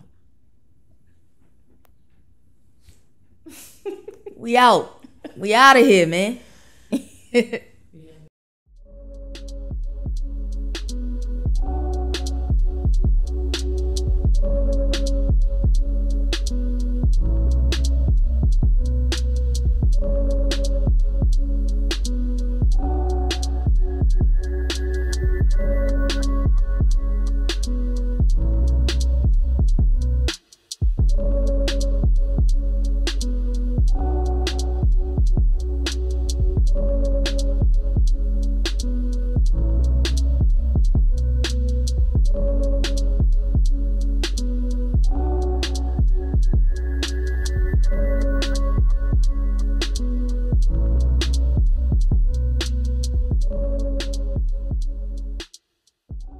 Cool.